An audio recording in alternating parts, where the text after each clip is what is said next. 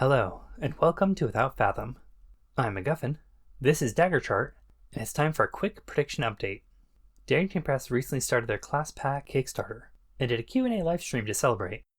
While they did not give much in the way of news, we did get a few hints at future things to look forward to.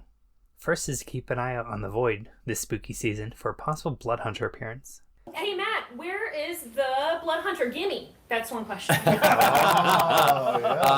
will. That was fun to play. Oh yeah. I will everything. say, keep your eyes on socials and the Void soon. You know, Halloween's a creepy time. It's spooky. It's a good time for some spooky things. So I don't know. Keep an eye out. We're working. Second, that there was a lot of excitement around announcements to be at PAX Unplugged in November. Can we at least get some hints on release dates for more products? Please come to PAX U or watch the PAX U. Matt, you're going to be joining us for PAX. I will be. I'll be out there to say hi to everybody at PAX U. But we'll be there to have a lot of fun things to talk about. Yeah. We got a lot that cool we're going to be stuff. able to be, and there are a couple of fun. There's going to be some fun live elements at PAX Unplugged that we're noodling on right now, which will be very delightful. During this stream, I was fortunate enough to get a couple of my questions answered. One about my Tuesday playlist release theory. There's a question in here that says, you guys seem to be dropping things on a Tuesday. Is there any sort of a cadence or a schedule? There is none. No. The answer is no. So, we can't predict when they will release the next Void update, but I'd still keep my eye out on Tuesdays. They also mentioned that they'll add a Void-specific channel on the Darrington Press Discord for alerting people when there's an update.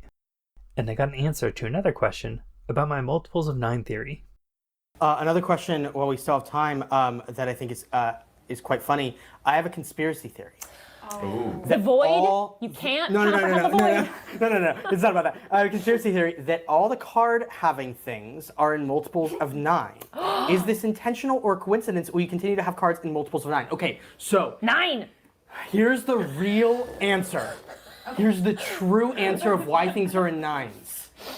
Because whenever Threatening the audience. whenever I build, when I first built the prototype for this 4 years ago, and whenever I build games that are card-based, have some sort of card element, I build them in 9s because I started building role-playing games and board games and stuff where I was having to cut and finish the projects on my own, just like for fun. I would take them out. It was super low, technology to get there.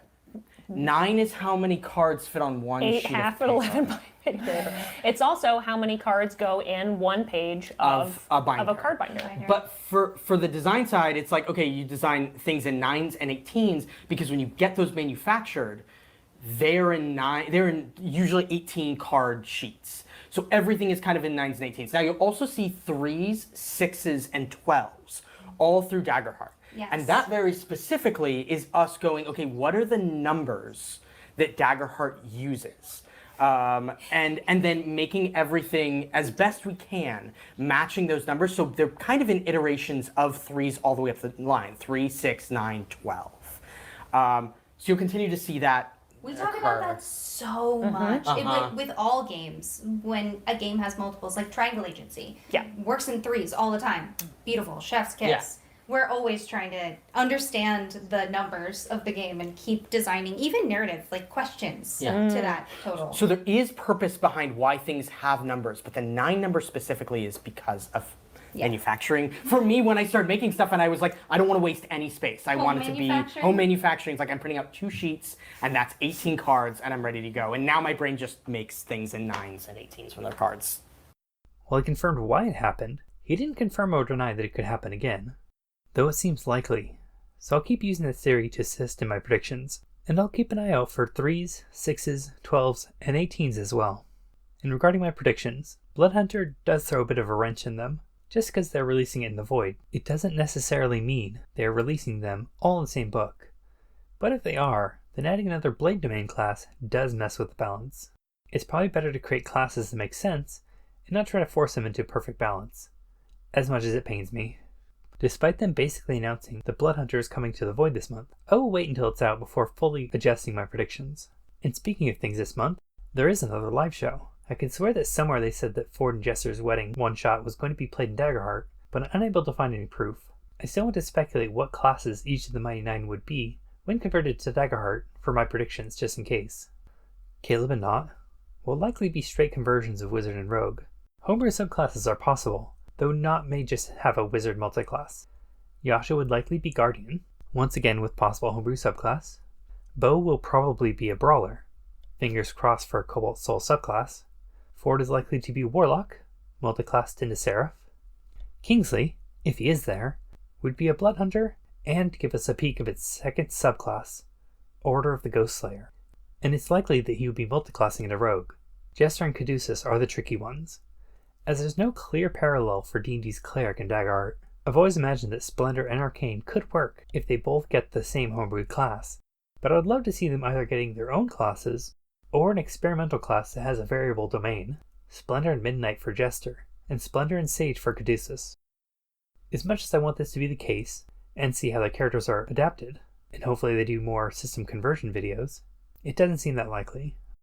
Whimsy has pointed out that if they had guest players showing up to join them, that's more people they have to teach to play high-level Daggerheart live on stage. While I don't doubt that things will get rowdy at this wedding, they likely want to focus on the roleplay side of things, and don't want to slow things down by learning how to play their characters in a new system. Maybe at a future live show. There's also been a good deal of speculation about what other classes would use the Blood domain. Now that it's been confirmed, we'll see it in the Void. A Blood Mage of some sort seems likely, but I also have to wonder if the 4 subclasses that the D&D Blood Hunter has could be split into 2 or more classes. And when Blood Hunter is released, will there be any additional transformations to go with it? Other were creatures? We will have to wait and see. Well, there's your update on Daggerheart news and my Daggerheart predictions.